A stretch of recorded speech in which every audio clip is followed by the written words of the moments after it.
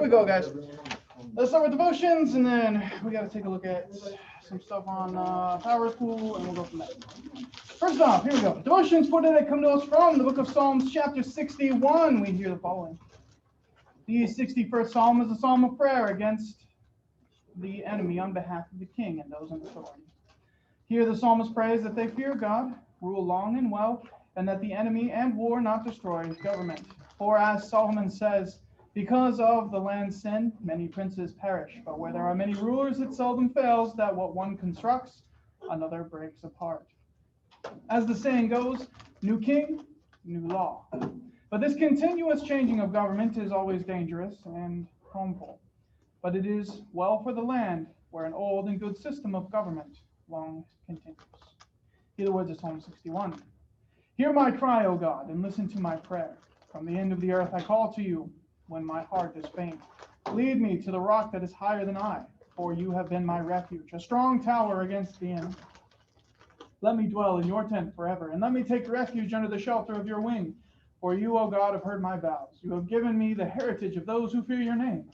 Prolong the life of the king, and may his years endure to all generations. May he be enthroned forever before God.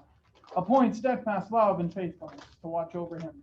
So will I ever sing praises to your name as I perform my vows day after day. Let's pray.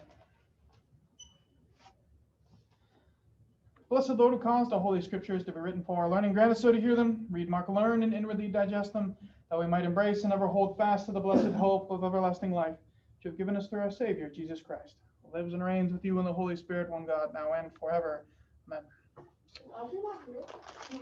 Yeah. All right. So, ladies and gentlemen, you all should have a keyboarded device in front of you, right? We got to do some quick adjustments here. Let me do this screen share thing, we'll do this screen share thing, and we will use this as our. All right. So,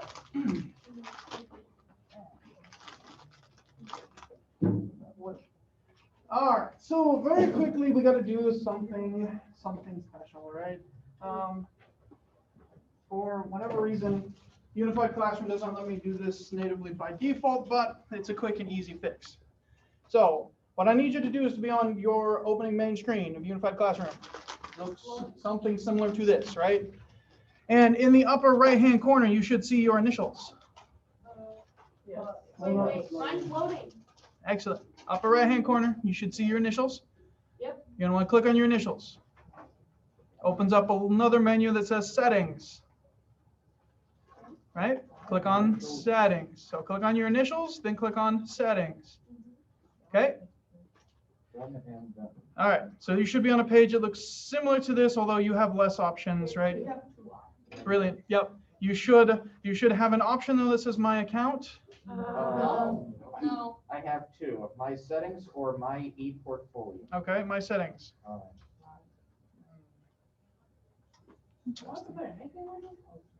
I think My Settings will take us to the same place. Nope. Can we change your name? Oh, that's right. It's different for you than me, I think. Would you like to come look at my computer? Yeah, give me 1 second. My account. Yep. Yeah. So yours actually does redirect you to My Account when it goes into settings. That's odd. Whatever. So what happened is some programmer somewhere forgot. You should have a page that looks like this though, right? Yeah. Yep. Okay. There is a setting that's called primary email. For all of you right now, it's probably blank. Yeah? Yep. You're going to want to put your Lutheran High email address in there. That's already there. Excellent. Not me. Cool. Some of you might have it. Good for you. If you don't have it, make sure that your primary email field is filled in there with your Lutheran High email address. Yes, it has to be your Lutheran High email address. What's up, Andrew? Is it okay if I have the new primary email? Does that do the same thing? Yeah, new primary email is the same as I primary. say only have one parent. I don't know. I'm pretty sure I have two. It's probably because only one of your parents has requested access to the system. Oh, yeah, you're right. It says I sent a confirmation email. Okay, so after. I don't know how my mom has access to complain about my grades. No, it is what it is. So, all right. So once you put in your primary email, You might have to click the save button, which I don't remember if it's at the top or the bottom. It's at the bottom. All right, so put in your primary email, click the save button. Once you've done that, you're gonna need to go back up to the primary email field, and there'll be another button that appeared that says resend confirmation email. Click that button. What if we already got it? If you already have your email, don't worry about it. But click on the resend confirmation button. For some reason, Unified Classroom doesn't send it automatically. We struggle with this in the freshman class. All right. Now, once you've clicked resend confirmation email, you need to go to your email. All right, it's been, and it says it's been confirmed, it will be confirmed. Yeah. So when you go to your email, you should have a confirmation link from Unified Classroom that's or Power School that says confirm here. Click on this link, whatever. Right? You guys have done that before. Confirm. I Yeah. didn't get one, it said it was sending it to my phone. Is that confirmed? Don't send it to your phone. Make sure that you're on primary email, and then resend your primary email link. Wait, oh. All right. Never mind, it says Once you have clicked on the authentication link or confirm link or whatever it is, right? So once you've confirmed your email from your email address, you should be good. Really? Who is SE? What? What's another textbook? Oh, sophomore English. Oh, you're looking at your history. So, there's a lot of other settings in there. You can customize them. You can play around with them at your convenience. I don't care. But we just needed to make sure that your primary email was in there, because the primary email is what we're going to be using so that you can input things into. I will here in a second. But actually, it won't help because they're on the other side of the wall. So it's just going to annoy us with the deal. All right. So I come here and class pages. All right, a couple of things that you need to pay attention to. First off, some of you noticed yesterday, I posted the Do Hard Things paper. That's due next Friday, but for some reason it's set to be open until December 30th. So I have to change that. But it's due next Friday, not this Friday, but next Friday. You'll just come here, click on it, turn in your paper. It'll submit it to turn it in. Super fancy. If for some reason you've lost your instructions, I also posted the instructions as a link up here, so you've got those as well. What instructions? Oh wait, no, we got. Yeah, you got those yesterday. All right. In addition, remember you've got chapters 11 and 12 that are due Friday. What? Class pages. Oh, I thought it was supposed to bring us this No. Okay. Guys, one more thing that I need to make sure that you're aware of. Look at here, right? Vocational hour submission. Vocational hour submission. Make sure that you submit 20 vocational hours before the end of the semester. How am I supposed to know? Yeah, I'm working on it this week. That's my hope. Wait, so, like, I did 10 last, or, like, Sure. Sure, that'll work. Just go in here, submit vocational hours, you're being a chick. Okay, questions on any of this so far? Okay. The reason we did the whole email thing is so that this actually works here. This turn it in activity submission deal. So when you are done with your paper, come down here, click on Do Hard Things paper. It'll give you the option to submit it. Things should work. My recommendation is, ladies and gentlemen, even though the due date's next Friday, don't wait until the evening of next Friday to turn this in. Because if something breaks and you email me frantically saying, Mr. Schmidt, it's broken. I'm here to tell you I have plans this Friday, so I probably won't be checking my email. All right? I'll be there to print it out. I do have plans. Yeah, I know I have a life. You already make plans 2 weeks in advance? Yeah. That's pretty far away. It's more there's a big thing that's coming up that I gotta do. So anyway. Yeah. Can you tell us? No. Anyway, so we've got this, right? You can go out there and do the rest of that at your convenience. All right? Fun. Good. Mr. Schmidt, what What's do up? you do when you're not at school? Like That's on the an weekend? excellent question. Guess what, Mr. Schmidt? There's a coyote by your house, by your apartment. Yeah. We're I saw it yesterday. kind of out in the boonies there.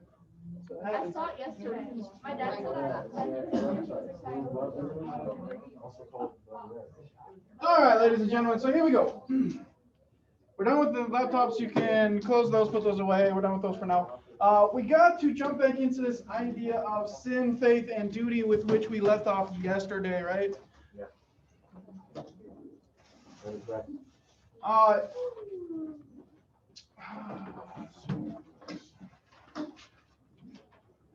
all right.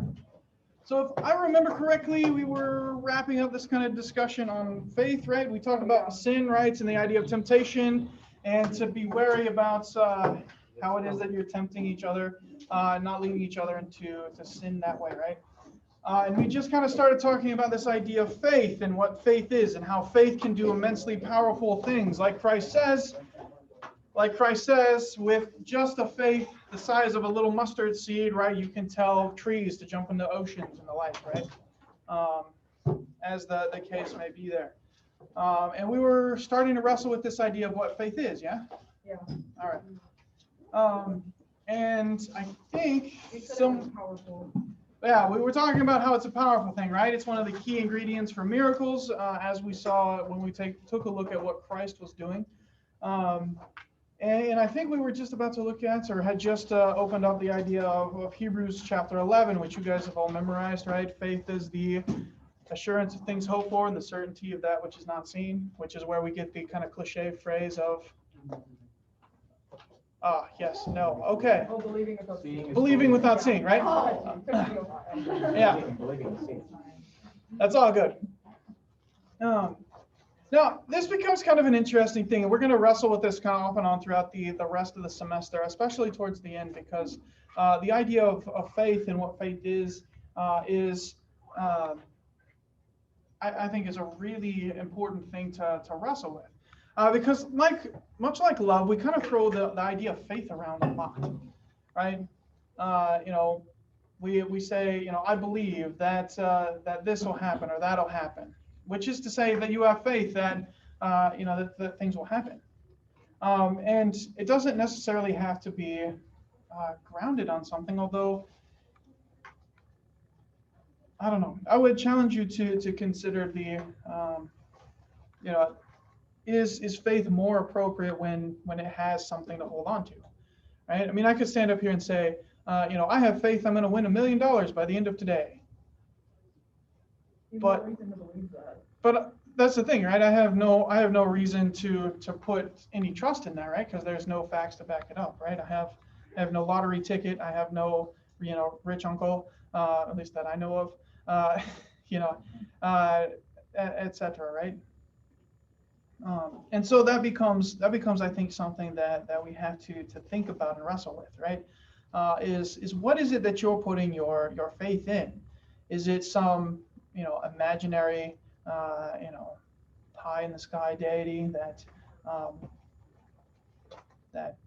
God set the world in motion and has been, kicking back on his throne in heaven, drinking, whatever he drinks in heaven and hanging out? Or is he someone who's actively involved in your life and cares about what it is that you do and how it is that you live?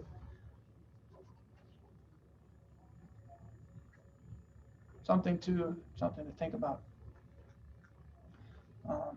Comments, thoughts on that? All right. So then we have to also then wrestle with this idea of duty. And I want to reread the section of unworthy servants that we looked at yesterday, right? So from Luke chapter 17, we looked at verse 7 yesterday, but I want to reread it for us here. Will any one of you who has a servant that plows or keeps sheep say to him when he has come in from the field, "Come at once and recline at table"? But will he not rather say to him, "Prepare supper for me and dress properly and serve me while I eat and drink, and afterward you will eat and drink"? Does he thank the servant because he did what was commanded of him? And so also you, when you have done all that you were commanded, say, "We are unworthy servants. We have only done what was our duty." So what does God teach us then about duty and servanthood?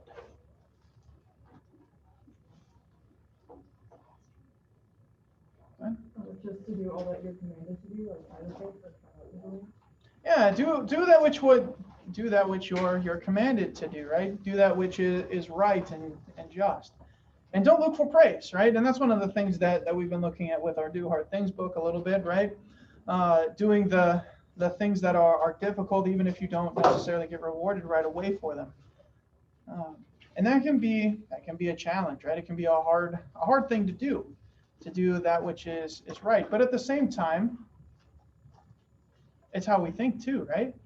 I mean, which of you, when when you contract with someone to do something for you, look at them and say, "Wow, you did a really great job." Sometimes you might, maybe, but you don't there then look at them and say, "Hey, you know what? You did such a great job of serving me, even though I paid you to do it. I tell you what, this one's on the house. Let's have a meal together, right? I'll take you out to Texas Roadhouse and give you a big steak dinner because you painted my walls, even though I paid you to do it, right?" No, you don't do it, right? That's not how we think or how the world works. And so in much the same way, right? Christ is using that similar analogy. I suppose we might need to take a second and talk about this too. I know it's going to come up a little bit later, but just so we have a proper framework. Did Zoiner talk with you guys last year about the idea of slavery in the Bible? No. I vaguely remember. What do you remember? I remember maybe I remember that we talked about it, but it was like about the slaves that were used to like build things and like how they were used, and then we went into how they were used like back in Moses' time, like way back then, and like how that was set up. Okay. I remember. All right. We may have to jump back to that in a second. Yeah, man. That's fine. Didn't he say wasn't there 7 years, a guy could go into slavery, but then after 7 years, don't they give all his stuff back? But if he wants to go back into slavery again, he can do that. But then he has to wait another 7 years in order to do that again. Yep. Okay. Okay, we'll talk about that in a second. No? Isn't it just instead of just paying someone, you would just work for them as a slave? Yeah. So here's how slavery traditionally worked in the latter part of the Old Testament and most of the New Testament, specifically in Israel and with the Israelis. What would happen is you as an individual would incur some kind of debt, right? It happens. You overspent your credit, right? And you owe more than you can pay off. And so what you would do is you would go to someone who had money, right? And you would say, "Please, sir, I would love to work for you to take on my debt." How does that sound, right? And the person that you were working for would be like, "Well, you seem like a pretty reasonable fellow. It's unfortunate you've gotten yourself into this predicament, but I tell you what, let's enter into an arrangement. You'll work for me, I'll pay off your debt." And like Maddie said, the Lord put a limit for the Israelites on slavery for 7 years, right? And so when your 7-year contract had expired, that was the maximum level that you could set. You were freed again, unless you liked the place that you were working, right? In which case you could renegotiate for another period of time. But I want you to think about that, right? In our world today, right? If you start to think about how it is that you operate, if you want to incur debts, what do you have to do to pay off those debts? Work. We call it getting a job, right? And how does a job work? You go to a company, someone who has money, and you say, "Please, sir, I'd like to work for you for a indefinite amount of time, and I would like you to help pay me so that I can pay off my debts," right? And that's the idea of slavery, right? It's not like we traditionally teach you about slavery, for example, in the 1800s in America, right? It's not, people in chains trying to, work every ounce that they can. But in fact, slavery in the Bible is more of like a middle class job, as it were.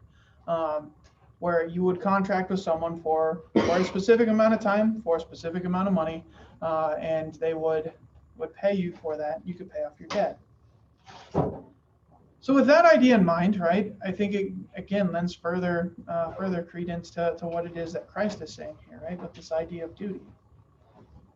Right, your responsibility is to do all that is asked of you, and when you're congratulated for it, right, you don't get all puffed up and say, "Oh yes, I know I'm so wonderful. Thank you." No, instead you accept praise with humbleness, saying, "I'm simply doing what's right, what's just." Something to think about.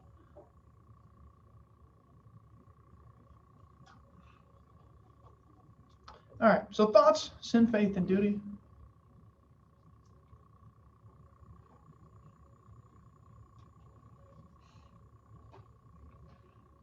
All right. So we've got a couple of more sections we got to take a look at, right? Specifically one more, right? Luke chapter 19. As we finish up Christ on the road to Jerusalem, we got to finish up with Luke chapter 19, the account of Zacchaeus.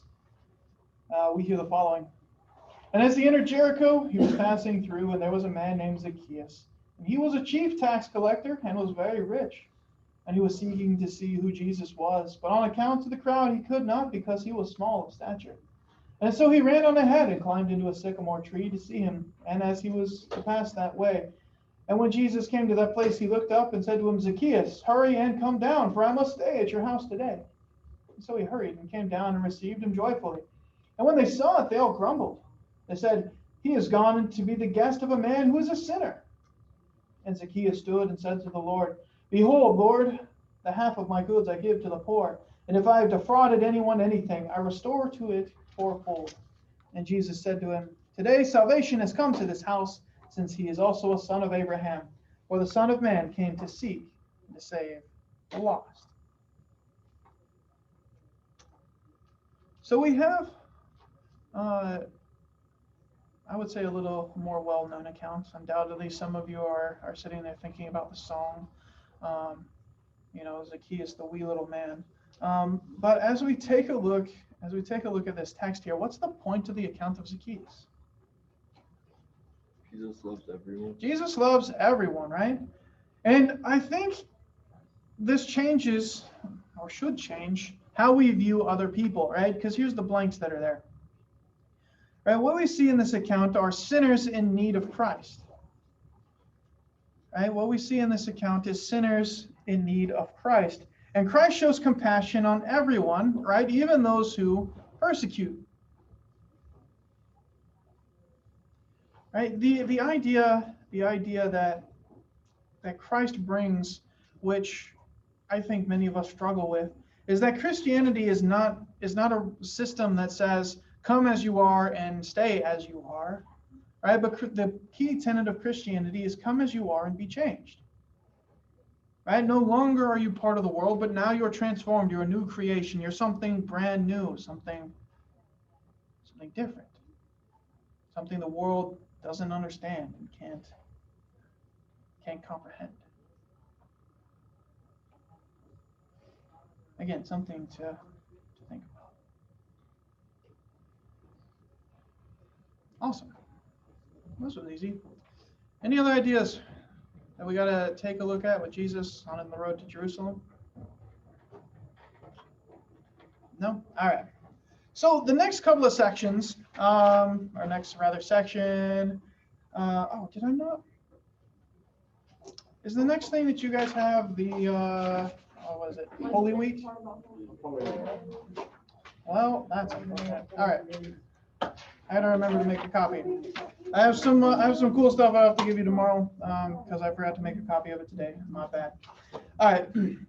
As we take a look though at the idea of Holy Week, I want you to consider a couple of things, right? First off, if you're familiar with the last week of Christ's life, what sticks out in your mind about it, right? What's your, if you will, your favorite part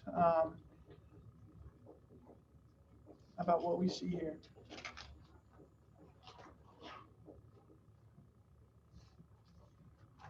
Thoughts?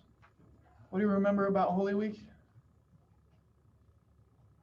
Yeah. Okay, so basically, I don't understand how they can just be like, on Sunday, Jesus, we love you, like, you're our fave, and then on Friday, they're like, you need to die. Oh, it is my favorite part of teaching this unit. Yes, because much like our discussions with Christ's birth about Jesus being born in the basement, there's also something that's really important for you to understand when it comes to the events of Pontius Pilate. Yeah, we'll get to there. Absolutely. Anything else that sticks out in your mind about Holy Week? Go ahead. This isn't like anything that sticks out. I just think Sure. it's cool with like how the ashes are used like modern day Holy Week, like on Ash Wednesday, I just think that's really interesting. And then like how it correlates like to back then when they welcomed him in. And then like how when they were there when they welcomed him, it was like they were like professing their faith, like he came in for them, and then we get to go out like leave church and like show it like for like a physical thing that we do. Yeah, there's a lot of symbolism that's wrapped up in Holy Week. Wednesday's not Holy. No, but what Gwen's talking about is that the church traditionally saves the palms from Palm Sunday and burns them and uses them as the ashes for Ash Wednesday, the next liturgical season. I'm allergic to them.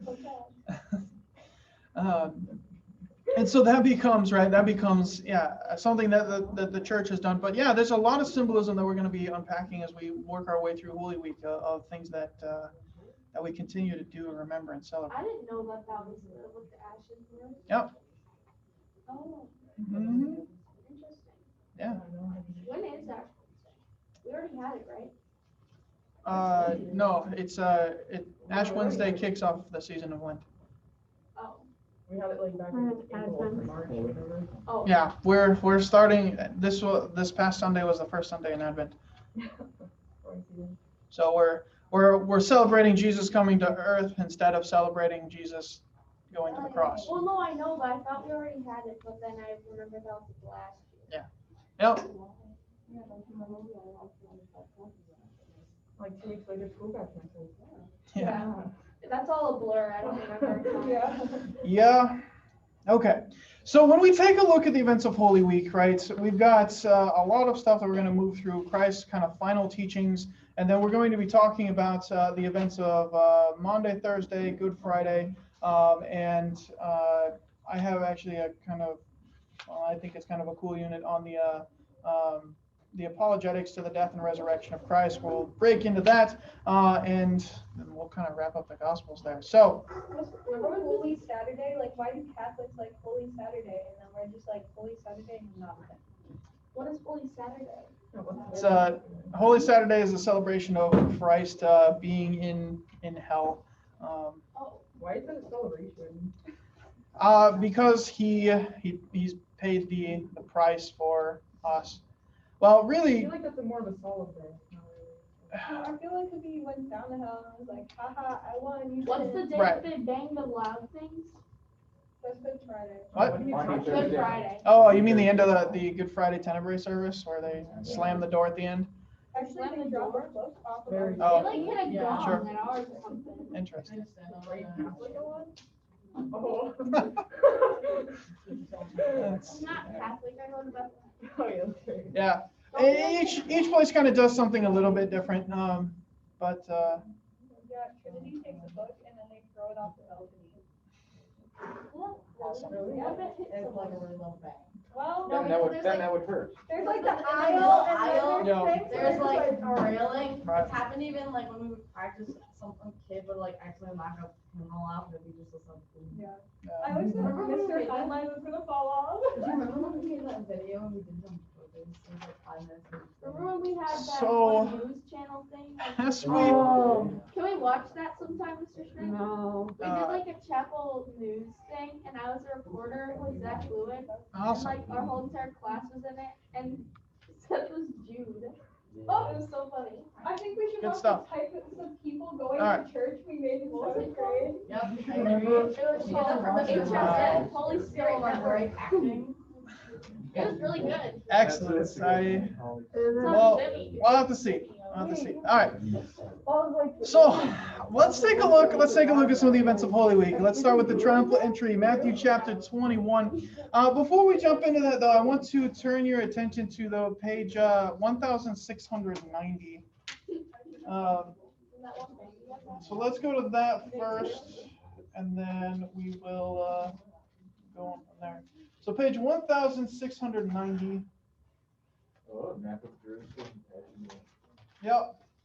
So if you go to page 1690, page 1690 there, it has an awesome map giving you kind of the layout of Jerusalem that Christ would have been in the first century there, as well as a walkthrough of the events we're going to talk about. As we look at this, right, Christ probably arrived in Bethany, right there, the Friday beforehand, celebrated the Sabbath there on Saturday, and then on Sunday, we kick everything off, right, with the triumphal entry into Jerusalem, which we're going to look at here in a second. But this map gives you an idea of where things are and how they're kind of laid out, and we'll be taking a look at that. All right. So, yeah, Manny. When Jesus went to hell, did all he do was just laugh at Satan, or did he actually do something down there? Oh, I don't know if he laughed at him. I have a feeling it was probably a little more stern than that. I think he played weird champions and then he was just like partying and I was like, haha. It's the thing you have to understand is that Satan fighting against God is really more akin to a little 2-year-old trying to take on their parents. I mean, like it's not even a contest. You should have seen me as a 2-year-old. The thing is that your parents may put up with some of your antics for a while, but at the end of the day they're bigger, more powerful, and they can simply just sit on you if they need to. My parents would Never what? What? What? Yeah. My parents didn't do that. My parents would just grab me and then they would hit me with a wooden spoon. Your parents Yep, sat look on at you? you. No, well, actually, I did have an instance when I was a little bit Or I'll older, get probably slapped. Or I'll get soap in my mouth. farther on in grade school, where my dad actually did use his body weight on top of me to force me to take some medicine I didn't want to take. To force me to take some medicine I didn't want to take. Oh. So he used his body weight to pin me down, and then he used his hand to pinch my nose. Yeah, I was Nice. under the table. Especially when they have like the metal. I don't know why. Yep, I get you. Anyway, yeah, Manny. That was perfect. Why did he go to hell? Why did Jesus go to hell? Yeah. It's the way most texts describe it is it's the victory procession. So he goes to hell to tell Satan, "You lost. These people are mine now. Stay out of my way." Yeah, that's the idea about that. Absolutely. There's a lot of artistic license I've seen people do with Christ's descent into hell, and yeah, I have a feeling that Satan was not amused about what had happened. Did he like go down in glory? Like Absolutely. No. why didn't he just finish him off then? Just be like, go away forever. Because the work of the church wasn't done yet. Still, people needed to be saved. Because even though the battle's over, right, Christ was still concerned about all of us. All right.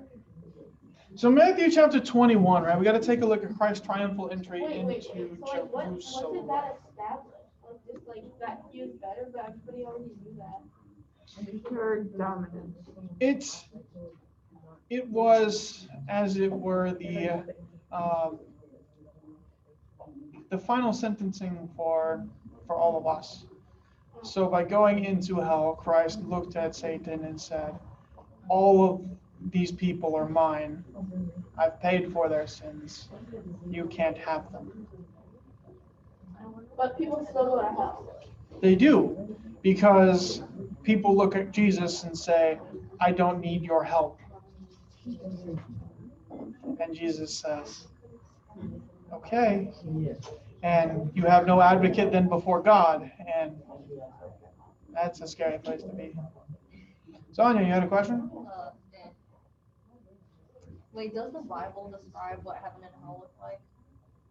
Heaven, yeah, but hell? Yes.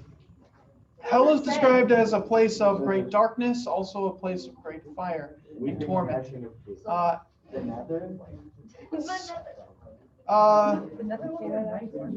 I would say that's probably not too far off. Aren't you Yeah. Minecraft is a perfect version of heaven and hell. I would say it's not a perfect version of heaven, and it's not a perfect version of hell, but I think it does a good job of describing and visualizing for us what we see described in the text of Scripture. In terms of heaven, John describes heaven in the book of Revelation, and we're going to be taking a look at that. We don't have a full and complete idea, just because John is trying to describe that which mankind does not have words for. I mean, how long is eternity? Right? Where's the cutoff for eternity? Where's the cutoff for perfection? Those are ideas that we can't fathom. We don't have words for. But John does the best he can, and we'll take a look at that next semester too. Yeah. Do you believe like the people that are like the guys and saw heaven and stuff? Or, like, what do you think about that? Is that possible? I am immensely skeptical. I'm immensely skeptical because it tends to be kind of subjective, and oftentimes they use language and verbiage from like Revelation, for example, which when we take a look at it from a textual point of view, doesn't quite match up. I can't say for certain that it's not possible, but I struggle with that, just because it doesn't seem to reflect what Christ says, for example, in the Gospels here, especially here even in Holy Week, as we're about to look at. Death is a one-way gateway. Once you pass through it, Well, but people like very, very rarely do you come back. So, like I said, it's not impossible, but I'm skeptical, just because of what normally happens after people say, "Oh, I died, went to heaven, and came back to life."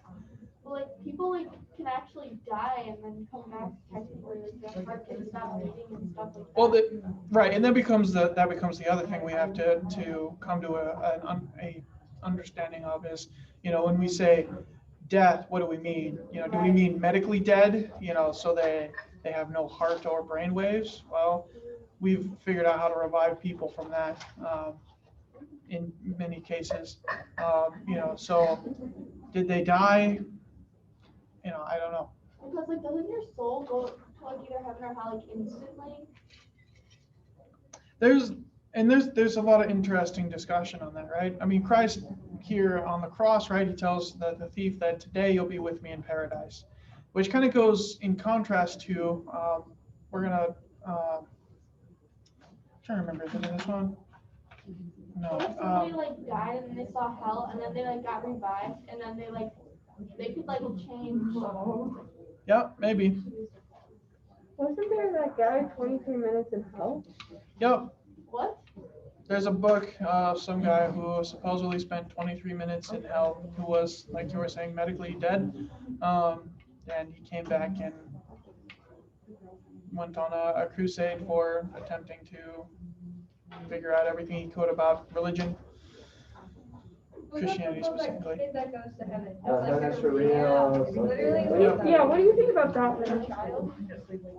Again, I mean, like I was just saying, I don't know. It's interesting, subjective, but I don't know if we have absolute proof. Like, I don't know, like, never mind. All right, yeah, Maddie. Someone told me this once. For believers, this is the closest we'll ever be to hell, like on earth, and for non-believers, this will be the closest they'll ever be to heaven. Absolutely, yep. It's true? The earth is the closest that the unbeliever will ever be to heaven, and the farthest that the believer will ever be to hell. Sorry, I said that wrong. The closest that the believer will ever be to hell. But yeah, that becomes the thing, because Scripture describes hell as a place where God has limited himself from being. So, yep, it is what it is. All right. Again, don't forget, you got things coming up due. Make sure that you're getting your stuff worked on, turned in.